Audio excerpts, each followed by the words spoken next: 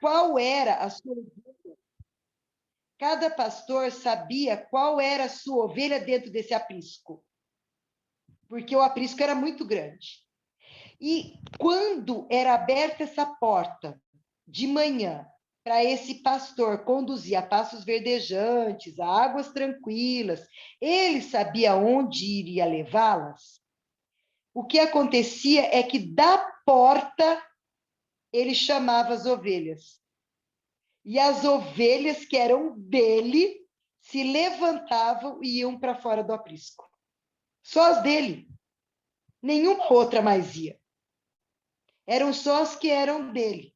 E a condução do pastor era, ele ia à frente das ovelhas. Por quê? Porque ele conhecia o caminho, então ele ia mostrar o caminho para as ovelhas, e indo à frente, ele livrava as ovelhas dos perigos. Porque se tivesse vindo contra as ovelhas, ladrão ou qualquer tipo de animal, ele já tinha na mão a vara e o cajado. Então, o cajado, o significado de cajado no literal do hebraico, no literal dele, é para socorrer a ovelha. Era para isso que ele era usado. E a vara era para conduzir a ovelha pelo caminho certo, para que ela não se perdesse. Por isso que a vara e o cajado do nosso pastor nos consolam ou nos confortam, nos trazem a fortaleza. Eu até fiquei pensando hoje, quando fala para o pai usar a vara, né, no filho, e que muitas vezes cataram uma vara e sentaram a vara na criança, eu não acredito que seja essa a vara que o Senhor fala lá em Provérbios. A vara que Deus diz, porque o Senhor é bom, bom o tempo todo, e a vara dele conforta. Por acaso algum de nós receber um monte de varada no bumbum ia ser confortado? Então, não é isso. O significado da vara para a ovelha é uma ovelha que saiu do rebanho, se perdeu. A vara atrás de volta, tira do atalho, aonde pode ter perigo. É conduzir de volta para o caminho certo. Era isso que eu creio que Salomão quis falar lá no Provérbios. Ó, usa a vara com o seu filho, não deixa. Não fecha os olhos para ele ir para o caminho errado e não vai trazê-lo de volta. Usa a vara no tempo certo para que ele tenha tempo de ser conduzido no caminho certo. E não a varada no bumbum, né? O literal da vara no bumbum. Porque o pastor ele não dava varada na ovelha. Ele só usava a vara, que era longa, para não permitir que essa ovelha se desviasse do rebanho e se perdesse. Então, vara é conduzir para o caminho certo. E cajado é o socorro de uma ovelha que está machucado, alguma coisa. Ela vai fazer, esse cajado vai fazer menção de um socorro para uma ovelha ferida, alguma coisa assim, né? Eles pegavam, inclusive, pelo cangote, né? Quando não conseguiam alcançar a ovelha para trazer de volta, tá? Então, isso daqui é assim, é só uma introdução para a gente entender que quando Jesus ele se diz o bom pastor, ele fala que ele é aquele que conhece a nossa vida como ovelha. E ele quer nos conduzir para o caminho da eternidade, da vida eterna, da vida da qualidade de Deus, da vida abundante que ele promete. E ele quer que o cajado dele também vai nos confortar. Porque o cajado dele é figura do socorro, da cura da ferida. Mostra que ele se preocupa conosco e que ele age em nosso favor. A última coisa que eu quero mencionar aqui é que, assim, durante o dia, o pastor ia à frente das ovelhas, então, para que elas não... Ele enxergava o perigo antes. e não permitia que elas sofressem esse perigo. E ele sabia aonde conduzir para pastos verdejantes, que às vezes a gente pensa, né? Mas quem já viu o vídeo já sabe que pastos verdejantes, que diz a palavra de Deus, lá em Israel, não tem nada com gramado extenso, maravilhoso e verde. Eles eram tufos de ervas que as ovelhas comiam, mas estavam em determinados lugares, porque lá é deserto. E a água também era em determinado lugar. Quem conhecia isso? O pastor. E é por isso que ele conduz. Mas durante a noite, ele fala assim: eles ouvem a minha voz, reconhecem, elas me seguem. Durante a noite, quando eles não estavam no aprisco, porque quando era tempo bom, por vezes os pastores, eles dormiam nos montes, junto com as ovelhas. E isso a gente tem essa reportagem com Davi. Porque quando o pai vai chamá-lo, fala que ele estava o quê? Com as ovelhas. E não era um dia, só de manhã. Ele estava com as ovelhas, num outro lugar. Ele era o pastor das ovelhas ali num outro lugar. E quando ele ficava à noite, qual era a posição dele? Ele ficava no meio das ovelhas, falando com elas, até que todas estivessem na volta dele. E aí ele as contava para que o rebanho descansasse. Então, durante o dia, ele ia à frente. Durante a noite, ele ficava no meio delas. Né? Jesus é o nosso Emanuel, o Deus conosco. Ele veio para ficar no meio de nós, como homem, o Emanuel. E agora, então, lá no Salmo 23, Davi tem esse entendimento do nosso Deus ser o nosso pastor. E agora, sabendo, assim, como que o bom pastor, nosso Jesus, conduz, o Davi, ele faz uma declaração nas primeiras partes, que eu acredito que até, deixa eu até ver, até o 3, ele faz uma declaração de quem é o pastor dele. Se nós formos olhar como está escrito, ele está falando de Deus na terceira pessoa. Ele conduz a passos verdejantes, me leva a águas tranquilas, né? Eu li na versão Passion aqui no começo. Então, ele vai declarando que o Senhor dá mais do que o suficiente para ele, que é o Senhor quem oferece lugar de descanso no seu maravilhoso amor, que é ele que prepara caminhos e que levam até um oásis de paz, um quieto riacho de felicidade, é onde o Senhor o restaura e vivifica a sua vida.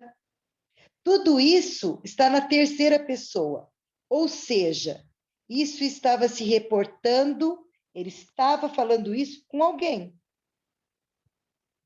E aí, o entendimento disso é que as declarações de quem é o nosso Senhor Jesus como bom pastor, elas têm que sair dos nossos lábios como nós sendo testemunho de quem é o nosso Deus. Então, nessa primeira parte do Salmo, ele testemunha a bondade de Deus, ele testemunha a suficiência de Jesus na vida dele como pastor, dizendo que ele é o melhor amigo e que nele ele tem mais do que o suficiente, não é nada me faltará. Nele eu tenho mais do que o suficiente. Mas o salmo inteirinho vai dizer respeito a quem é o nosso Senhor. Não vai falar do homem, vai dizer do nosso Senhor. E, na verdade, todo o evangelho de boas novas nunca vai falar de nós mesmos. O evangelho das boas novas sempre vai falar da grandeza, da maravilhosa bondade, do Deus forte, do Pai da eternidade, do príncipe da paz, do nosso Salvador, do nosso Senhor Jesus Cristo. Esse é o verdadeiro evangelho. Quanto mais nós o conhecermos, quanto mais nós os vermos nele, mais nós podemos viver a abundância da vida que ele nos promete, que é o que nós lemos lá em João 10. Uma vida abundante, a vida eterna que ele deu para quem? Para as ovelhas que o conhecem, e que ele chama cada uma pelo seu nome. Mas o versículo 4, e eu vou ler de novo como está escrito aqui, a versão Passion, ele para de falar para uma terceira pessoa, e ele vai falar diretamente para o Senhor. Diz assim: Senhor, mesmo quando o caminho me leva através do vale das mais profundas trevas, o medo nunca vai arrebatar o meu coração ou me conquistar, porque o Senhor já me conquistou. Então, medo e Jesus não andam juntos. Porque aquele declara que, como o Senhor o conquistou, não há lugar para o medo. E aí ele fala assim: o Senhor se mantém perto de mim e me dirige por todo o meu caminho. Nunca me deixa sozinho. Acabou falar com alguém. E aí, a hora que esse Salmo 23, ele declara isso, ele mostra que, muitas vezes, a gente inverte isso. Na hora do problema, a gente fala para 300 milhões de pessoas. Mas a gente não fala com o nosso Deus. A gente não fala direto com o nosso pastor. Aqui a terceira pessoa desapareceu. E a partir de agora é entre Davi e o Senhor. Vai acabar a terceira pessoa. A declaração de testemunho, ela sempre vai fazer com que nós venhamos a declarar quem é o nosso Deus. E aí a pessoa que está ouvindo, ela vai desejar o nosso Senhor. Agora, o nosso problema, o Senhor fala assim: põe diante de mim as suas demandas. Traz para mim aquilo que está, que são as suas preocupações. Deus fala para a gente fazer isso com ele. Está lá em Isaías, né? E daí, continuando aqui, ele fala assim, ó: a sua autoridade é minha força e a minha paz. Encontro conforto do seu amor. E o seu amor tira de mim todo medo. Eu nunca vou estar sozinho porque o Senhor está perto. O Senhor se torna o meu mais delicioso banquete. Gente, o nosso banquete é o Senhor. São as palavras que saem da boca de Jesus. É tudo que a gente medita acerca dele. Ele é o nosso maravilhoso banquete. Mesmo que os meus inimigos me desafiem para a luta, o Senhor me unge com a fragrância do teu Santo Espírito. Tu me das tudo que eu posso beber de ti, até que o meu cálice transborde. Quando que o meu cálice vai transbordar? Quando eu beber do Senhor Jesus. E esse banquete, ele é feito diante dos nossos inimigos. Aí, toda vez que eu lia isso, então vinha assim: é uma luta que eu estou passando. Mas a gente sempre enxerga o nosso inimigo, nessas horas, quando você lê esse salmo, como se ele fosse só o diabo. Mas não é. Às vezes o inimigo da pessoa é a enfermidade. E sabe quando que ela vai vencer essa enfermidade? Quando ela se banquetear do Senhor, mesmo quando o inimigo, que é a enfermidade, continua afrontando. Não é depois que o inimigo foi embora. é na presença dele. E isso vai falar conosco da nossa ceia. Porque quando nós comemos o corpo de Cristo, não é para a restauração do nosso corpo? Não é para a saúde dele, que a gente tem aprendido? Não é para a fortaleza do nosso corpo, para os nossos dias serem renovados, como fala em Coríntios? Então, o banquete, ele se dá na presença do inimigo. É para dizer para o inimigo assim, ó, você está aí, mas eu vou te dizer que eu já comemoro a minha vitória quando eu me banqueteio, me encho do Senhor Jesus. Porque o banquete naquela época, quando ele era feito, né? Quando tinha um... Eu até vi outro dia numa... Como é que fala? Num filme que eu assisti, ele já é mais antigo, mas quando tinha uma trégua, né, entre as tropas inimigas, enquanto eles estavam comendo, não havia ataque. Às vezes a tropa estava as trincheiras estavam de frente uma para a outra, mas eles davam cessar-fogo e eles comiam. A hora que acabava isso, continuava a guerra. Então, o banquete, ele demonstra que é um lugar em que eu recebo o que eu preciso. Está tudo disposto para mim. Porque um banquete, ele não é feito de qualquer coisa. Quando você recebe um convite, fala assim, ó, hoje nós vamos para um banquete. Você imagina migalha? Você imagina sobra? Você imagina qualquer coisa, ou você imagina uma abundância tão grande que você pode falar assim, não vou dar conta de provar tudo que vai ter nessa mesa. É isso que é o banquete. Eu não vou dar conta de provar tudo que tem nessa mesa, de tanta coisa deliciosa que deve ter um banquete. E é isso que ele fala para mim. O Senhor se torna o meu mais delicioso banquete, a ponto de eu me encher tanto dele que o meu coração vai transbordar. E nesse tempo, o inimigo pode estar diante de nós, ele não tem o poder de nos atacar. E aí, na hora que eu estava meditando, o Senhor me fez lembrar de Mefibosete. Mefibosete, ele era filho de Jonatas, neto de Saul, e Davi tinha prometido que ele ia cuidar dos descendentes de Saul. E como ele foi levado fugido, né? Quando houve uma guerra, um ataque, e a babá dele deixou ele cair, ele virou paraplégico, né? Ele não conseguia andar.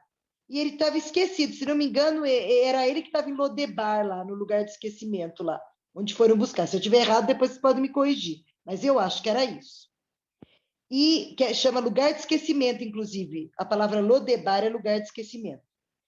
E aí, quando Davi sabe disso, ele manda buscar. Sabe aonde Davi se encontrava com ele todos os dias? Na mesa do banquete. E isso me fala que naquela hora, Mefibosete, que era paraplégico e que devia vir em cadeira de roda, Davi não era nem um pouco maior do que ele naquela posição. Um olhava no olho do outro. Na hora do banquete, não há maior nem menor. Na hora do banquete, todos são iguais.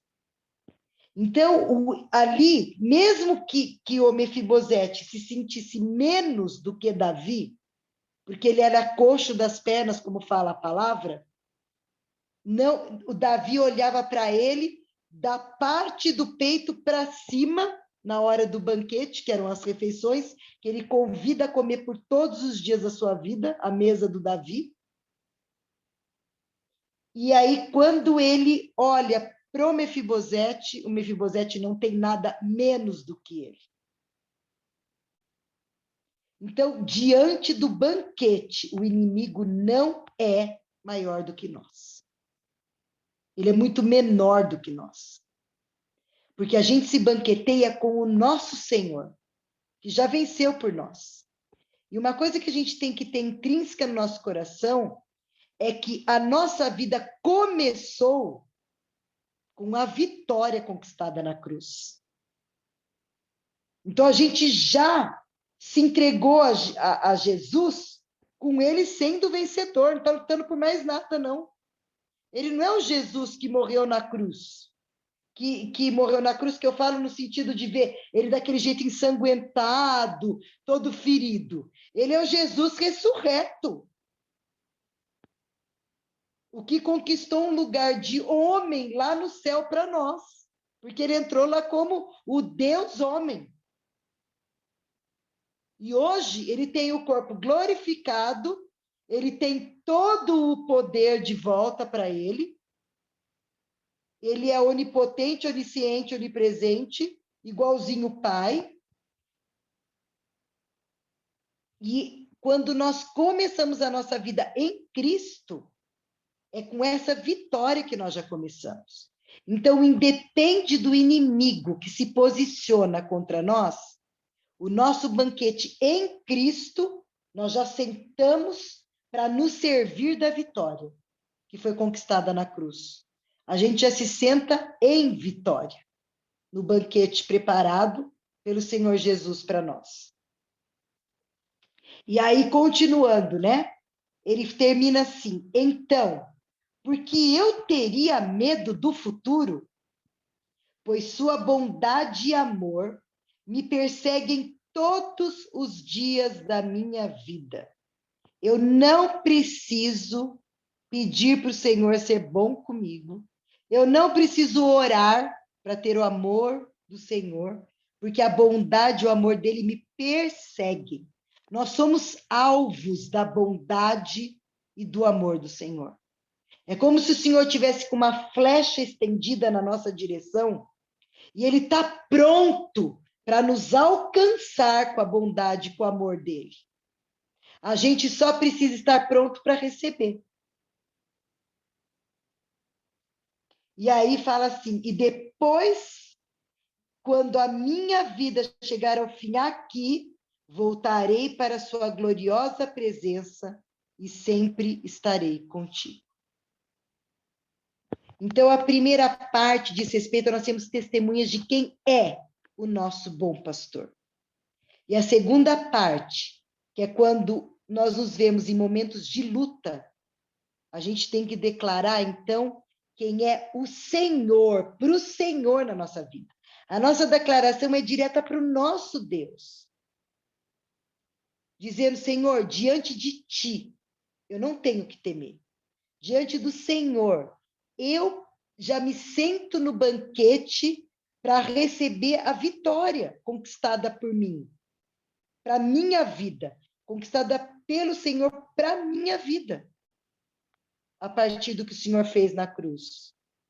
Então, a minha vida é convidada para viver um banquete e receber tudo que o Senhor tem preparado dessa vida abundante em vitória. E aí a gente se posiciona dizendo que, mesmo que o inimigo ainda não tenha batido em retirada, na hora que eu estou no banquete diante dele, quanto mais eu recebo do Senhor, e o meu cálice vai transbordar, menor o inimigo fica, até a hora que acabou o tempo dele. E dentro disso daí, a gente tem que entender que esse inimigo pode ser enfermidade, pode ser uma perturbação, uma divisão dentro da casa, pode ser um levante que causa tristeza no nosso coração. Não precisa ser uma luta, porque às vezes a gente pensa assim, quando lê esse salmo, muitas vezes eu pensei assim, nossa, como é que fala? São coisas assim que são grandes demais, às vezes não é. Não quero dizer que eu estou menosprezando a luta. Eu quero dizer que é qualquer uma. O Senhor entra conosco nela. E ele oferece para nós um banquete diante do nosso inimigo. E a unção do Espírito Santo, que ele diz que ele nos unge com a fragrância do Espírito Santo. Essa unção, ela despedaça o jugo, e a palavra fala que por causa dessa unção, ele diz assim, vocês sabem todas as coisas, e a unção vem para desfazer o jugo que nós estávamos carregando. Amém? Então, essa era a palavra, e agora eu deixo em aberto para as irmãs comentarem, acrescentarem. Muito lindo, amei, confortante.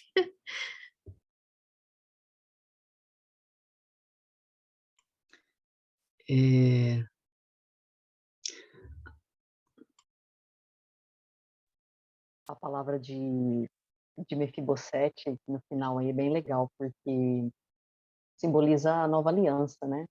E Davi fez uma aliança com Jonatas e incluiu a família dele, só que só restou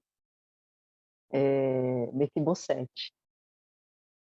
E Mefibosete não fez nada para merecer, né?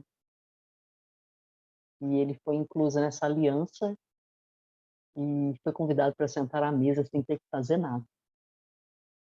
A gente deveria pensar nessa passagem todas as vezes que o medo bater, que a insegurança vier, porque a nova aliança ela fala muito a respeito de descanso, porque não é sobre o que eu posso fazer para merecer, né?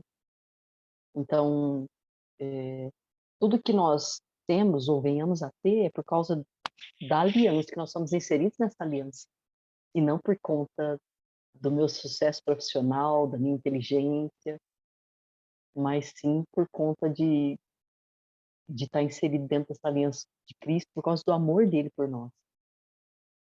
E teve muitos anos da minha vida que eu achava que eu era muito, muito boa em tudo que eu fazia, sabe? Acho que eu já até comentei aqui, eu chegava a falar para as pessoas, eu não tinha nem vergonha de falar. Tamanha era arrogância, eu falava assim, não, porque eu realmente estudei, né? Eu sou realmente boa, não tem nada a ver com Deus, não. Eu realmente estudei, eu aprendi, só que eu não conseguia enxergar que tudo que eu fazia tinha um Senhor por detrás. Não tinha nada da minha inteligência. E Deus, certa vez, precisou arrancar tudo para eu enxergar que tudo era Ele. Não tinha nada meu.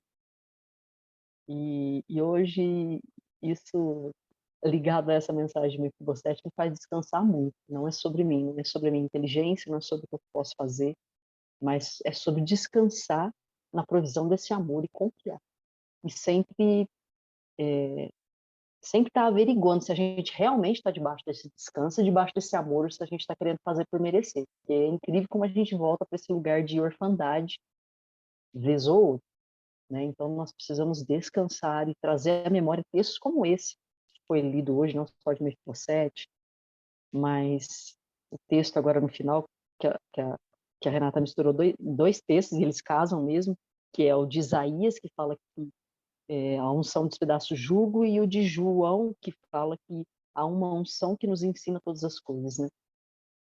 E realmente é isso, Deus, tudo é Ele, né?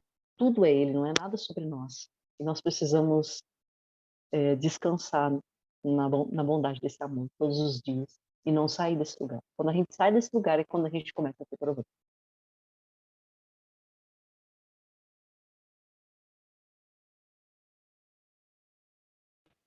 Cássia, você viu a pergunta aí para você? Eu estou lendo aqui. E quando é o contrário, Tagina? Quando a gente acha que não é boa em nada. Isso é ótimo, na minha opinião. Isso é ótimo. Não, é verdade. Se você chegou nesse lugar, ótimo. Porque é a hora que você só tem que se despertar para depender do Senhor. Porque às vezes a gente chega nesse lugar, a gente se sente miserável, mas continua no lugar de miserável. Né? É ótimo quando a gente chega nessa conclusão. Achei que ia cair um negócio. Porque você vê que você só precisa render sua vida a Ele, já que a gente não deu certo em nada. Então, pega tudo isso que sobrou e põe na mão dele, deixa ele fazer. Eu cheguei nesse lugar, cada dia mais eu chego. Eu tento fazer um negócio também não dá certo. E é bom que não dá certo. Eu tento fazer outro também, põe tudo, eu tenho que recomeçar tudo de novo, não dá certo. E aí eu entendo que às vezes eu estava tomando o caminho errado. E que o melhor mesmo é pegar esse nada, já que eu cheguei no lugar de não ser nada, pegar. Ah, Paulo falou isso, né? Vamos ficar filosofando uma coisa que Paulo descreveu tão bem, né? Eu tinha tudo para me apoiar nas minhas credenciais. Eu tinha tudo. Paulo, um pouquinho diferente da gente, ele era muito inteligente. Mas do que servia todas essas credenciais agora diante da grandeza de Deus? Ele fala que isso, está lá em Filipenses 3, salvo engano, isso é estrume. Então, tudo o que você pensar que de bom você tem, perto de Paulo ainda é nada, porque o cara era muito bom. E esse muito bom, ele diz lá em Filipenses 3, salvo engano, que é considerado estrume, ou seja, não é nada. Então aí ele se compara a um cocô de cavalo.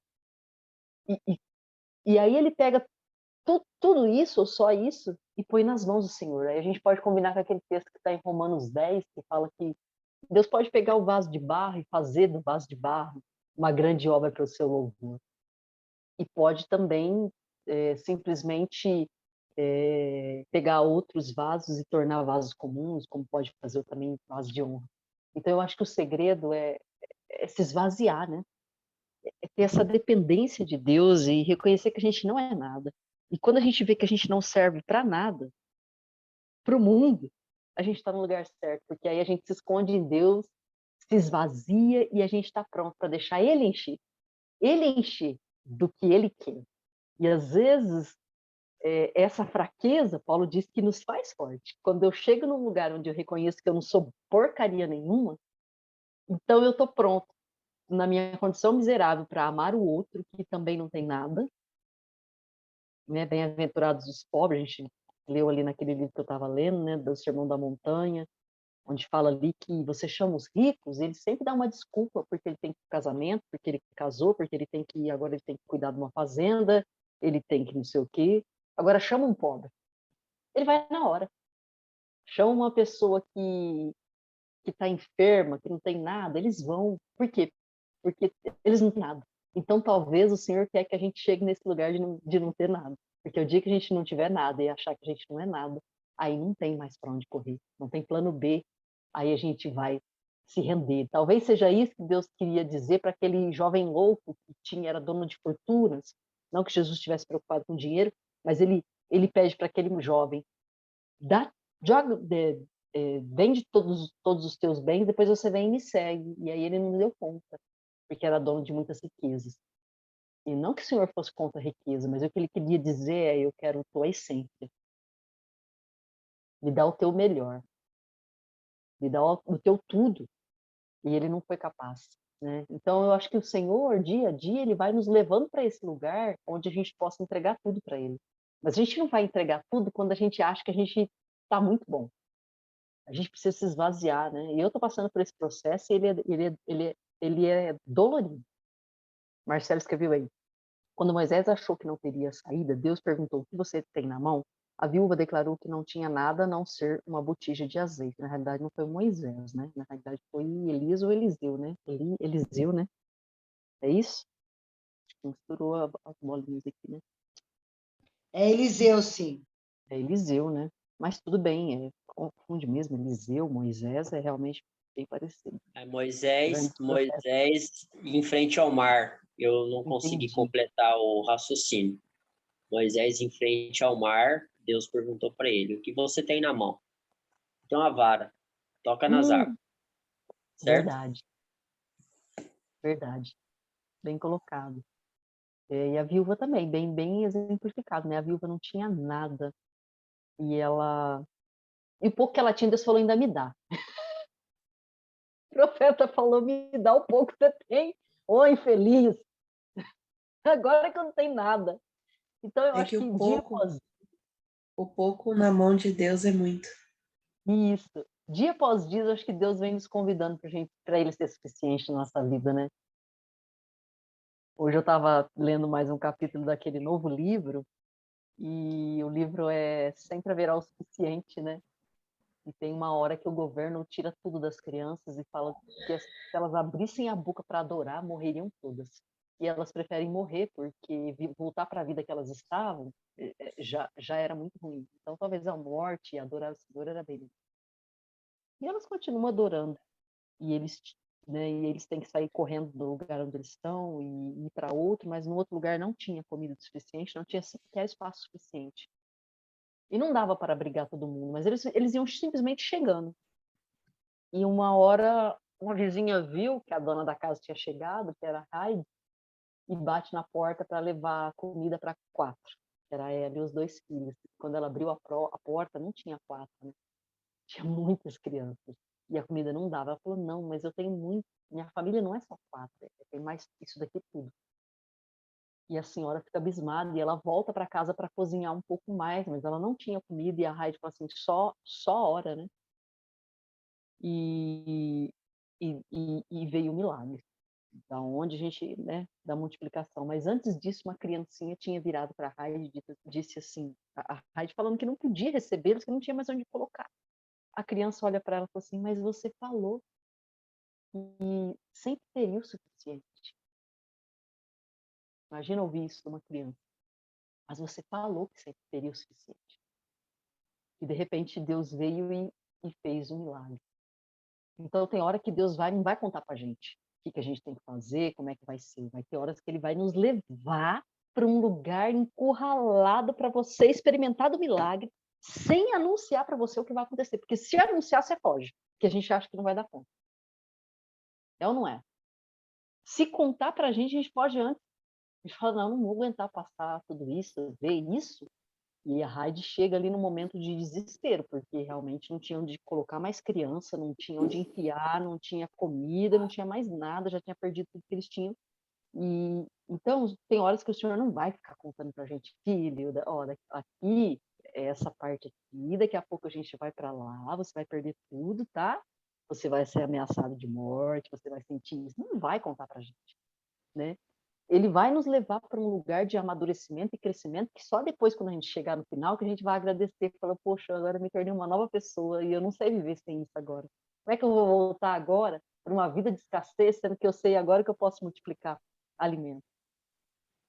Como é que agora eu vou deixar de socorrer? Agora eu sou bem melhor no Senhor, né? Que agora eu posso socorrer muito mais crianças. E foi o que aconteceu. De 300 e poucas crianças, eles passaram para 1.000 num lugar bem melhor. Né? Mas por quê? Porque eles foram num lugar levado numa divisa onde entre o medo, o pavor e do outro lado o milagre. E como Moisés, né, como o Marcelo falou aí, como Moisés não tinha como voltar para trás. Então Deus vai nos levar a lugares que não tem como voltar para trás, porque voltar para trás é pior.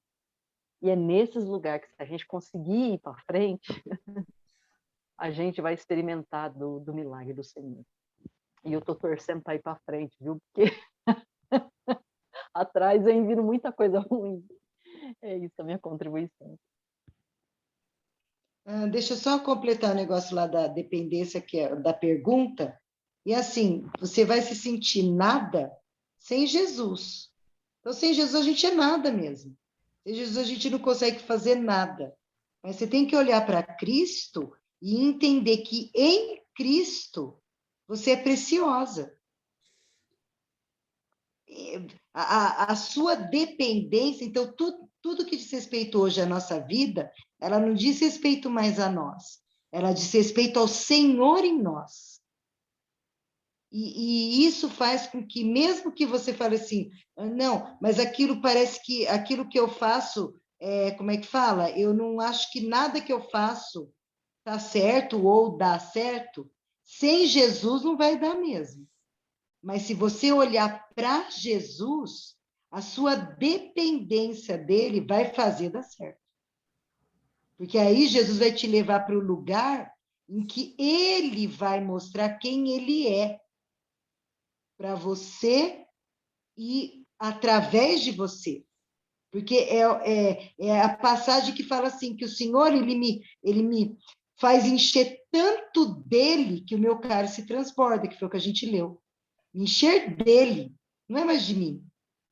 Que é o que a Karina falou do vaso. Mas me encher dele, que aí o meu cálice vai transbordar. Então, o que é o que esse cálice transbordar? Além de ser feito em você, vai ser através de você. Amém? Tinha a Bruna, sua mão estava levantada. Andréia está com a mão levantada. Não, É. pode falar, André.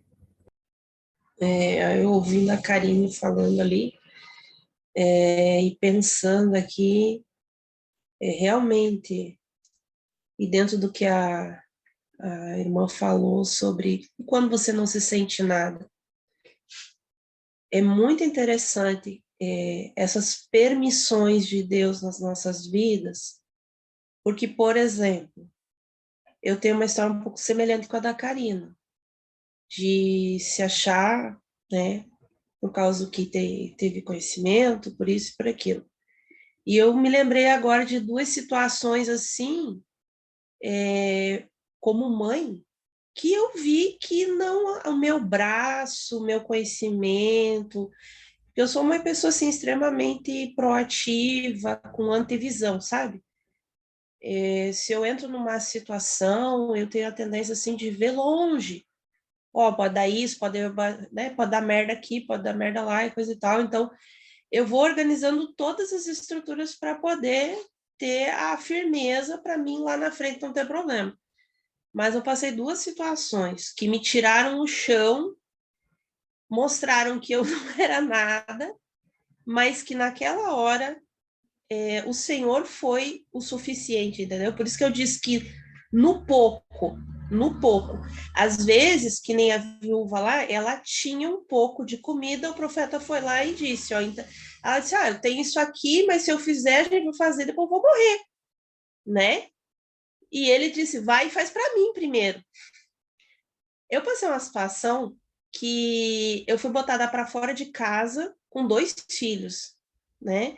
O Senhor tinha profetizado toda a questão da faculdade da minha filha, abriu porta, ela ganhou primeiro metade da faculdade paga lá em bolsa, depois conseguiu ProUni, conseguiu, né, tudo. De repente a gente fica assim, do nada a gente é despejado de um dia para o outro. E ali eu pude ver assim, ó, Deus permitiu, eu fui ao limite, e eu fui ao limite do desespero também, porque eu estava numa cidade estranha com 2 filhos, né? E eu tinha dito sair da minha cidade, fui para lá pela fé, eu tinha dito não, ó, Deus já fez isso, Deus vai prover e realmente proveu uma casa de uma irmã para a gente parar na casa. Só que houve uma situação lá aleatória na vida dela, a filha dela se separou e pediu, mãe, apanhei marido e tal, tenho que voltar para casa. E a mulher não teve uma tolerância, chegou para mim e disse assim, irmã Andréia, amanhã você vai ter que sair daqui. E era um domingo. Isso foi de manhã cedo que ela falou. E eu surtei com aquilo. Eu passei o dia todo, liguei para Deus e todo mundo, pedi ajuda, liguei até para minha cidade na época, porque eu estava fora daqui, né? Para o meu antigo pastor, pedi para ele, ó, fala com o pastor da Assembleia de Deus da cidade que eu tô, que era uma cidade grande. Aí nada, assim, a gente passei o dia todo, fui atrás de casa, pedi para vários irmãos da cidade, assim, ó, para tentar achar um lugar para ficar. Porque no outro dia eu tinha que sair. E quando foi perto de umas, sei lá, umas 11 alguma coisa da noite, eu me lembro de eu ter saído de dentro de casa, né? Eu fui para o outro lado, no meio da rua, e eu olhei para casa assim, eu me ajoelhei e eu chorei. Eu não tinha palavras, eu chorei e eu, assim, no meu coração, eu disse, Senhor, é o Senhor que teve no controle até aqui. O que está acontecendo? Eu vou ter que voltar embora? A filha está na faculdade. Como é que eu vou botar tudo para dentro do carro e vou voltar? Né? As minhas emoções, a minha posição como mãe de que disse, não, Deus está no controle para os meus filhos, vamos acreditar. tudo entrou em choque. E foi muito incrível essa experiência, porque assim, ó, eu me ajoelhei no meio da rua, eu olhei para casa, eu chorei, o desespero, eu botei aqui, ó, a testa no chão, e eu só disse, pai, não me deixe envergonhar. E nisso o telefone tocou. Lá dentro o celular tocou. A minha filha me chamou, mãe, tem um número aqui ligando. Olha só, eu nessa cidade, eu tive a oportunidade de ir para os montes orar. E nos montes, no escuro, para quem é de monte sabe como é que é essa vida, é no escuro o negócio. Você encontra vários grupos lá de pessoas, cada um vai com a sua denominação. E um belo dia Deus me usou para falar com alguém nesse monte, um pastor. E uma vez ele pediu, irmã, me dá seu número, né? E ele anotou meu número. Pois esse pastor, Deus falou com ele, mandou ele ligar naquela hora. E ele não está sabendo de nada, ele só disse assim, Deus mandou ligar para você, irmã André, eu sou fulano de tal, a gente se conheceu no monte, orando, peguei seu telefone aquela vez e assim, ó, Deus manda eu te servir com o que você precisa agora. E eu disse, pastor, eu preciso de um lugar para botar meus filhos, para me enfiar para dentro de casa, até arrumar um lugar para ficar.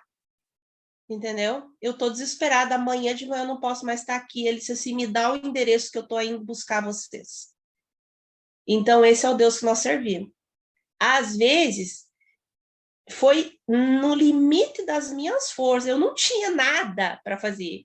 E se eu tivesse que ir para um hotel, eu não tinha dinheiro, porque eu estava na dependência daquela situação que se armou. A irmã, parando na casa, me emprestou a casa para ficar.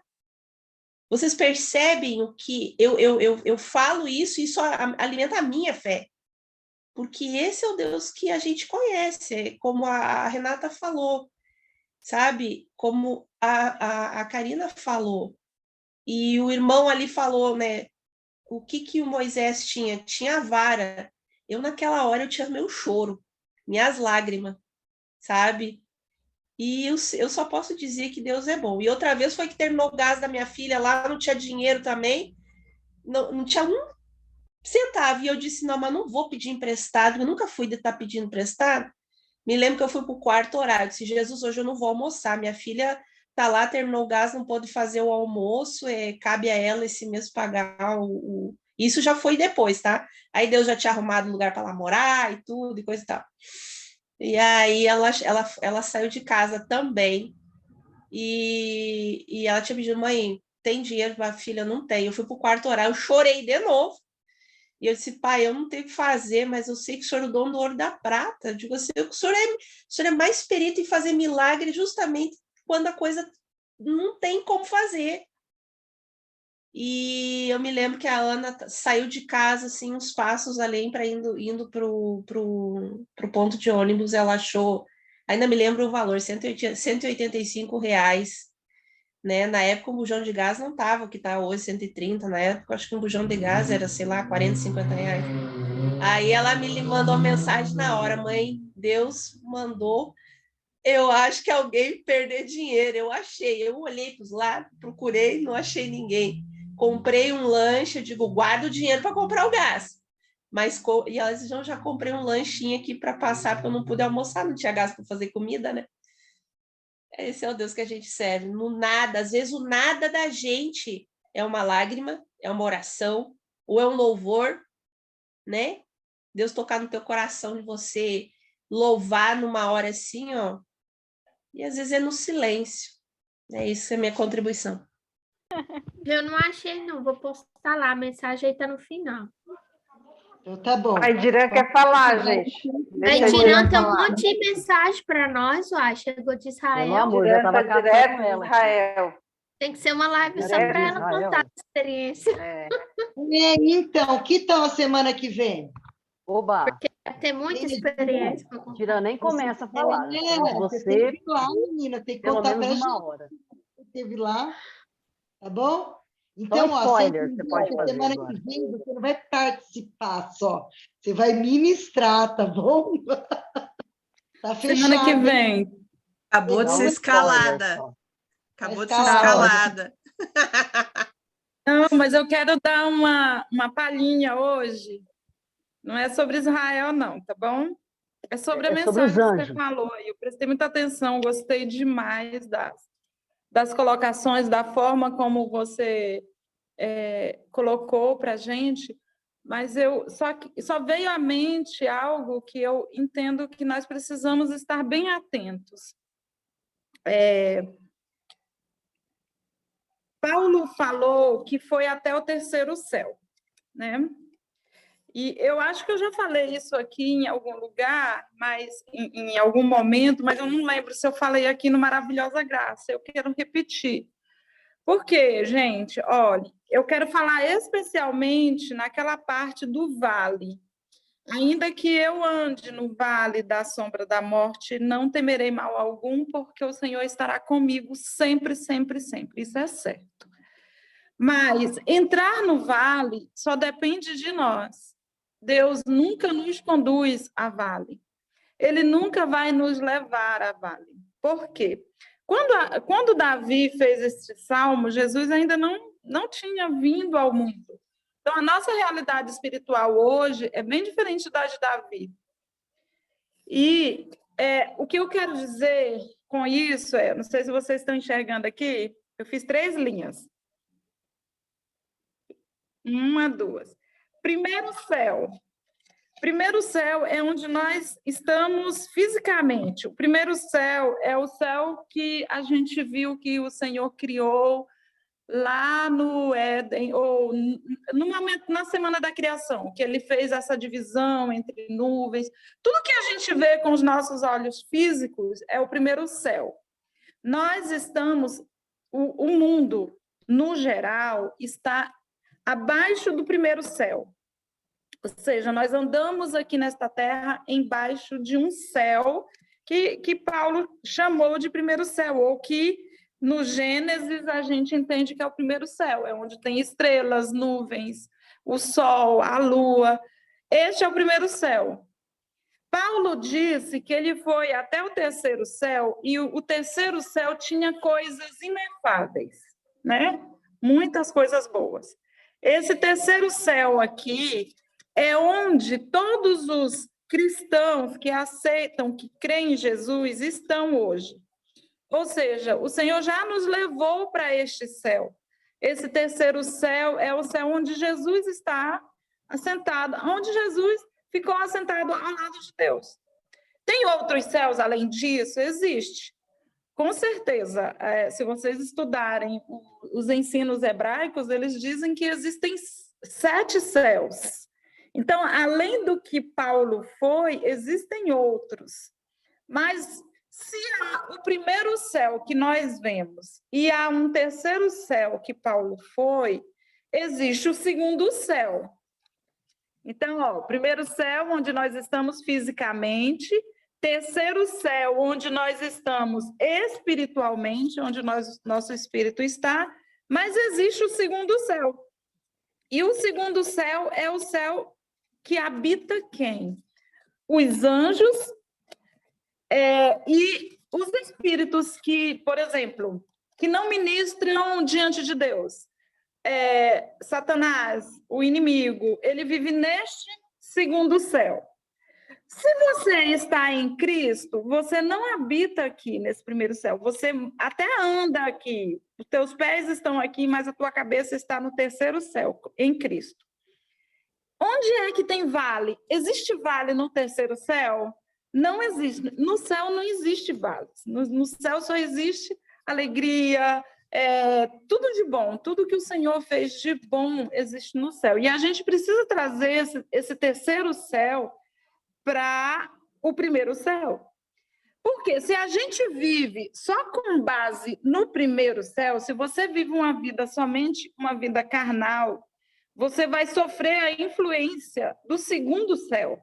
Ou seja, os espíritos que aqui estão podem influenciar as pessoas que estão no mundo. Por exemplo, as pessoas que matam, as pessoas que traem, as pessoas que que vivem em prostituições. Essas pessoas, elas vivem unicamente no primeiro céu.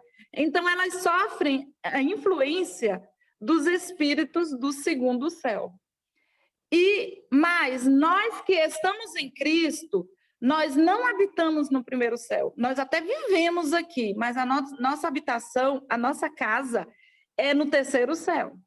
Se nós vivemos no terceiro céu hoje com Deus, nós temos influência sobre o segundo céu, que é, no caso, as tristezas, as tribulações, tudo de ruim que os seres espirituais do mal podem fazer com a gente, não está sobre nós, mas nós dominamos o que vem aqui do segundo céu para o primeiro céu. Todos esses céus aqui têm influência um sobre o outro.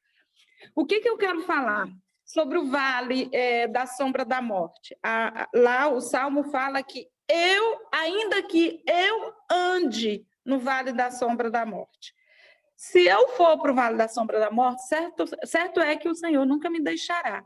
Mas eu tenho a escolha de nunca entrar nesse vale, de nunca ir nesse vale. Eu tenho a escolha de sempre estar no terceiro céu. Eu tenho a escolha de sempre estar em Cristo. Então, o vale pode existir na vida de alguns cristãos? Pode, mas eu acredito que são escolhas que nós fazemos, inclusive a escolha de não crer corretamente. Porque se você crê que você vive apenas uma vida aqui nesta terra, você vai viver indo para os vales, porque é a única opção que você vai ter. É você ir para o vale da aflição, o vale da doença, o vale de tudo que não pertence ao céu de Deus.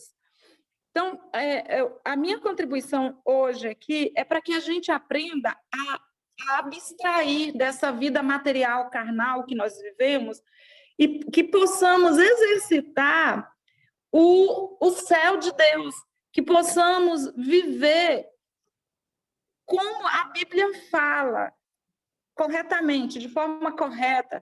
Nós devemos nos ver habitando em Cristo. E Cristo, ele não está aqui nesta terra hoje. Quem está aqui até é o Espírito Santo, ou seja, Cristo através do Espírito Santo. Mas Cristo hoje, ele habita no céu. E a Bíblia diz que nós estamos dentro de Cristo. Nós fomos colocados dentro de Cristo. Se nós fomos colocados dentro de Cristo, gente, nós estamos no terceiro céu.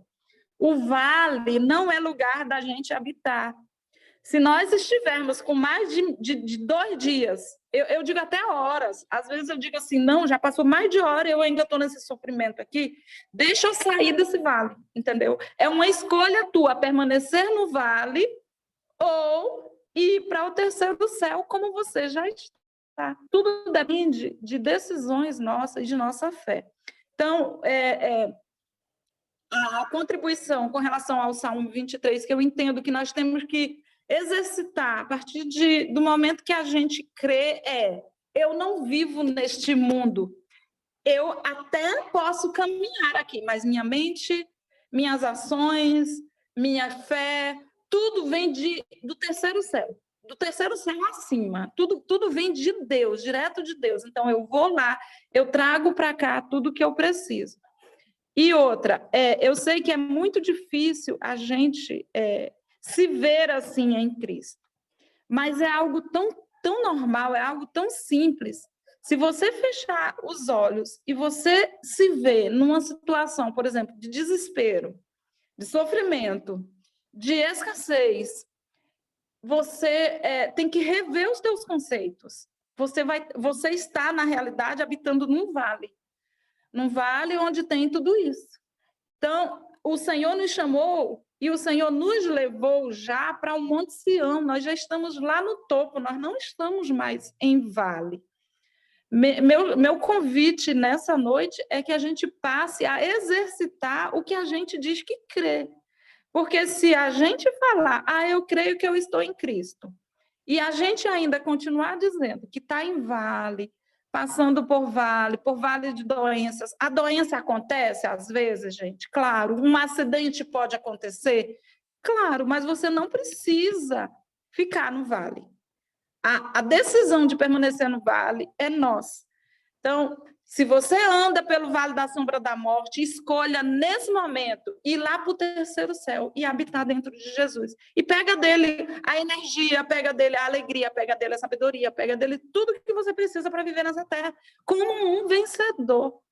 Tá? Eu senti muito, eu não ia falar, não, porque eu estava extremamente cansada, já estava me preparando para dormir. Mas eu senti assim, muito forte de falar isso. Que às vezes a gente diz assim, eu estou em Cristo. E se eu me vejo com limitações, essa minha declaração, ela é um engano para mim. Se eu digo que eu estou em Cristo e eu me vejo perdedora, essa declaração é falsa, você está se enganando. Você precisa rever a tua fé, precisa rever o que você crê. Você crê realmente que você está em Cristo? Em Cristo não há derrota, em Cristo não há doença. A doença pode até vir, mas são setas que você vai levantar o teu escudo da fé e vai fazer com que essas setas fiquem longe de ti. Então, assim, eu sei que às vezes pode soar muito utópico, mas é o que a Bíblia diz que nós somos. Nós somos um com Cristo. Nós não estamos separados dele.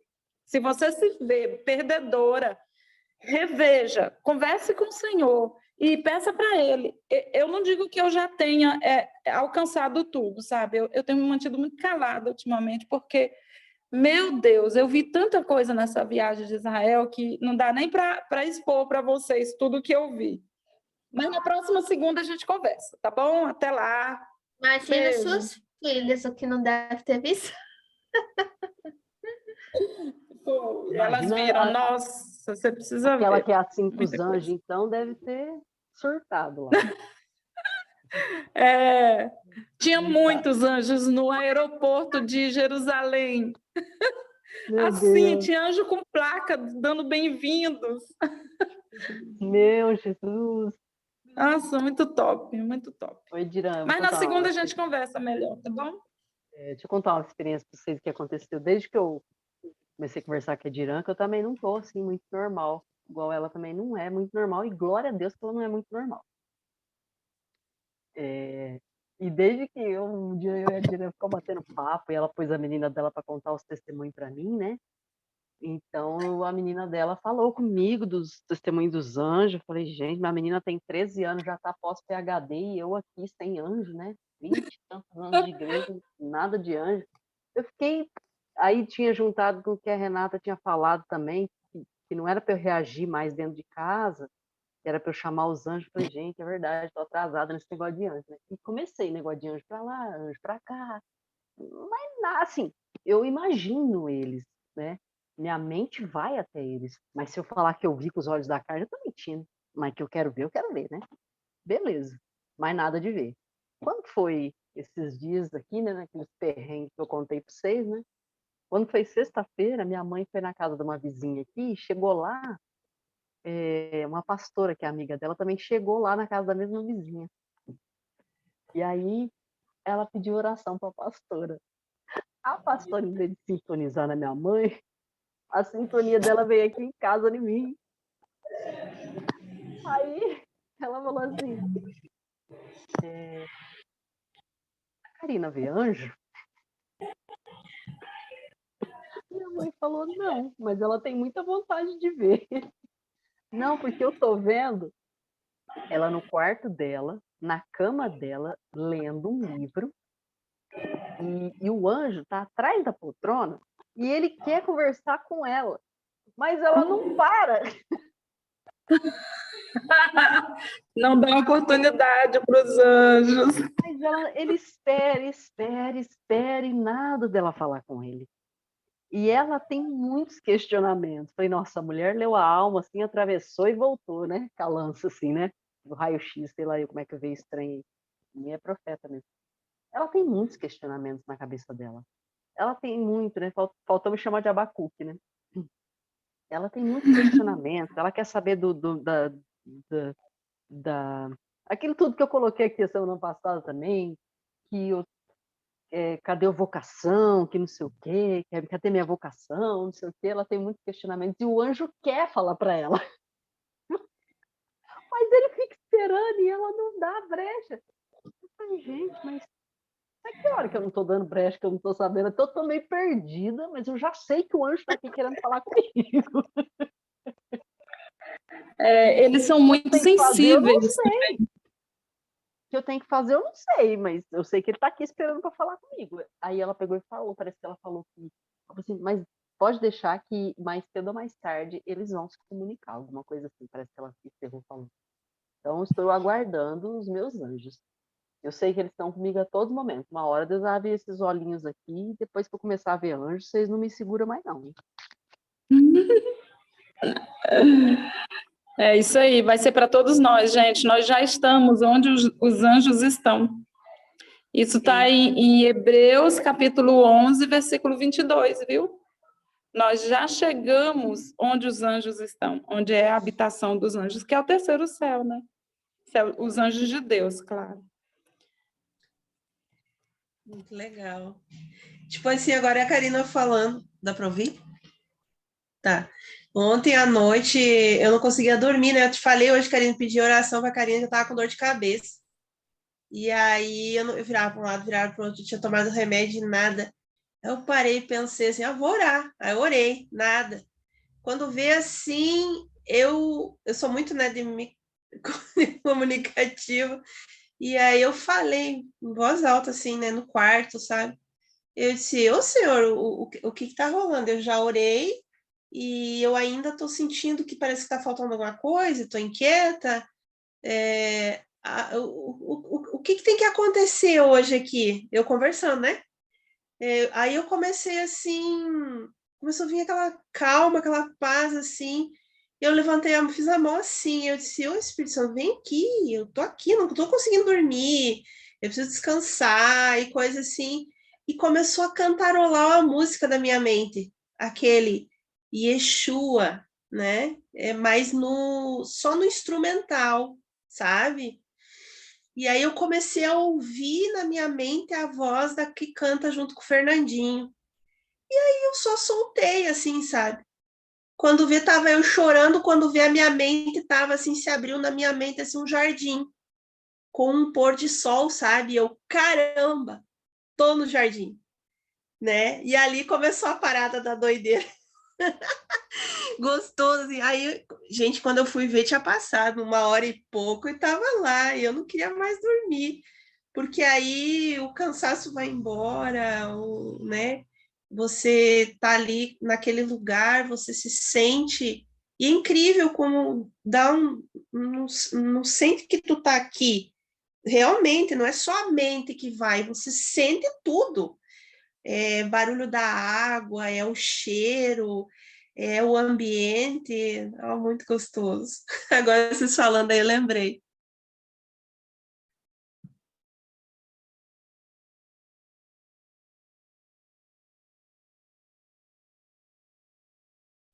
E essas coisas começaram depois que eu convivi também com a Ediran e com a primeira que me desafiou que começou a falar muito de anjo, foi a Bianca, né? Que a Bianca tinha o grupo, a Betânia tá Nossa, a aqui, Bianca sumiu, né? a Bruna, a Bianca sumiu, mas não foi arrebatada ainda não, que eu esses dias achei ela no Instagram. E aí a Bianca falava daquela parada e tudo. E um dia eu queria ver o anjo, tipo, cara, como é que pode essa parada de anjo com forma de bicho e tal? E eu aí também, né? Eu conversei, eu soltei, tipo, mano, se ela vê, eu também posso ver. Se ela vive isso, eu também posso, não tenho nada diferente, senhor. A gente tá na mesma frequência. E, cara, aí primeiro eu tive um sonho, né? Eu tive um sonho, depois eu tive a experiência real. E outra situação também foi com a Ediran. Essa palavra que a Ediran fala sobre eu estou em Cristo. Eu comecei a recitar isso porque eu tinha problema de me sentir amada. Tá? Isso foi revelado aqui, não nesse grupo, acho que foi no The Chosen, numa reunião que Suelane está aqui, foi uma das pessoas que também falou. Eu fui revelada de que eu não me sentia amada. O Jesus disse, ela não se sente amada. E aí eu procurei ajuda, porque isso tem todo a ver com memórias afetivas, né? Memórias de infância, o que me foi passado. Então, minha alma estava totalmente presa a isso aí, né? No caso, os sentimentos, né? A memória do meu coração. E tudo é um processo, porque aí um fala uma coisa, ensina uma coisa, aí Dirã começou a falar, diz, André, começa a recitar, eu estou em Cristo, Cristo está em mim. Eu sou dele e ele é meu. E me explicou o verdadeiro sentido disso. E aí é interessante, porque na igreja a gente ouve tantos cultos, eu já ouvi tanta coisa, mas por que parece que só agora que eu estou assimilando o verdadeiro sentido? Como foi falado aqui. Se eu estou em Cristo, então por que muitas vezes eu me sinto prisioneira de um estado almático? Eu vejo assim, gente, que o maior desafio para nós é viver uma situação que automaticamente nos traz, né, uma angústia, dor, sofrimento e tal, conseguir se desprender disso em um curto espaço de tempo para acessar, porque a gente já está no terceiro céu, como a Edina falou. Sabe? E isso não sei se é uma questão de prática, enfim, eu ainda estou descobrindo um pouco, porque eu vivia muito cativa ao sentimento. Acontecia algo, me atribulava até tomar posse. Não, mas só um pouquinho, isso aqui é terreno. E eu estou em Cristo, né? Cristo está em mim, então eu tenho que sentir o que ele sente, sabe? Então, é um processo de conhecimento, eu digo assim, mas a Edira ajudou bastante também.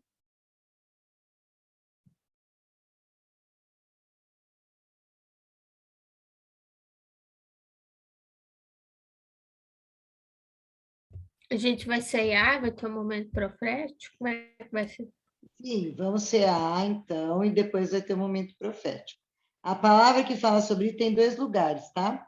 É Efésios 1:3, que nós estamos assentados nos lugares celestiais em Cristo Jesus.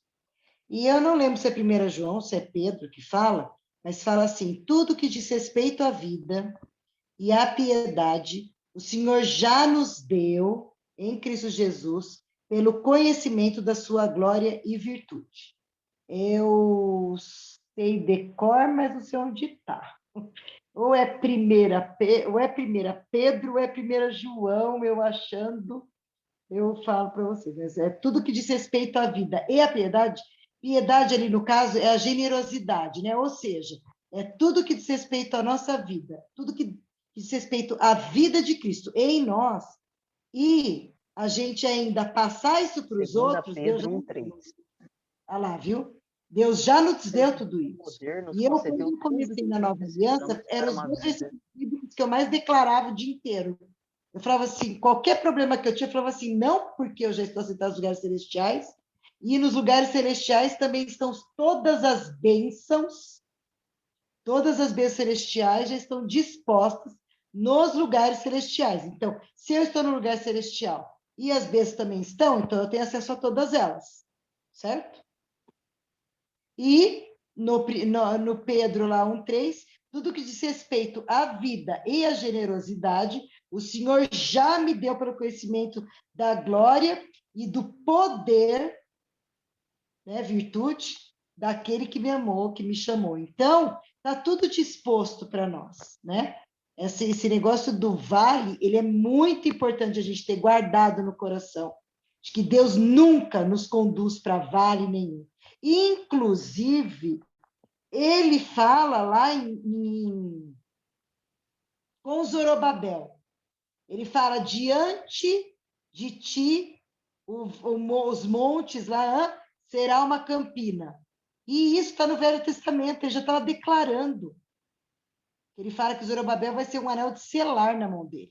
E ele fala, e diante de ti, todas as montanhas, elas serão niveladas. Em Isaías, acho que é 42, ele fala, e todo monte será abaixado, todo vale será nivelado.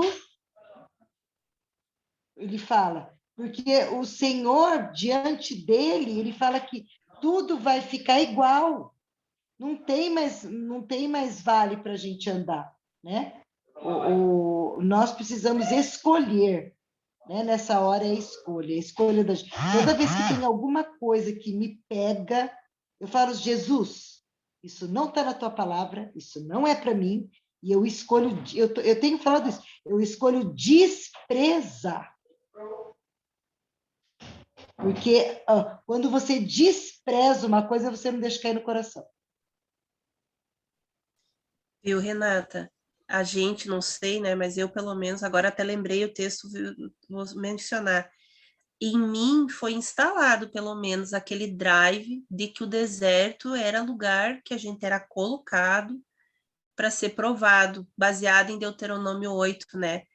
Te lembrarás de todo o caminho pelo qual o Senhor teu Deus te guiou no deserto esses 40 anos para te humilhar, te provar para saber o que está no teu coração, se guardaria seus mandamentos ou não. Aí, quando eu comecei a ler o livro da Nova Aliança, que o Reinhard fala sobre entender a quem Deus está falando, né? Que aqui Deus estava falando com os israelitas. Aí, tipo, nossa, quanto tempo eu me autossugestionei. Eu aceitei, digamos, as situações que, sei lá, por escolhas minhas eu acabei entrando, e fiquei naquele estágio, né? Aceitando, de repente, um julgamento, uma punição de alguém, eu me punindo também, e achando que aquilo era tudo normal. Entrando em estado de sofrimento, e aí você vai...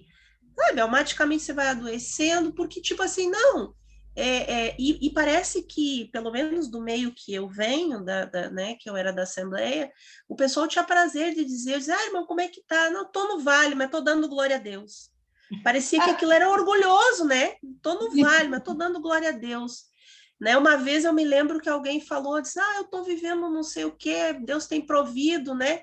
E eu cheguei assim, irmão, como é que tá a sua vida no final do culto? Ele disse assim, mas tô vivendo de migalha. Disse, mano, lá no altar tu falou que Deus estava provendo na sua vida, eu digo que Deus é um provedor de migalha. Por causa disso, por causa de eu ouvir isso, eu disse, mas não vou querer ser pregador itinerante, pregar a palavra de jeito nenhum, você pode viver de migalha desse jeito. Entendeu? Você percebe como foi montado coisas erradas. Eu, pelo menos, absorvi isso, sabe? E se não tivesse na tribulação, estava em pecado, você estava no mesmo caminho que o inimigo tinha que estar te mandando tribulação. Então, assim, por isso que eu sempre falo, é um aprendizado, assim, quando eu comecei a entender, que eu comecei a frequentar as reuniões, ano passado, primeiro com o The Chosen, e nossa, os primeiros 3 meses, assim, foi como se alguém tivesse pego a minha vida e virado assim, de cabeça para baixo. Eu digo, gente, eu vou ter que desaprender tudo aquilo que eu aprendi, tudo aquilo, eu vou ter que ressignificar um monte de coisa.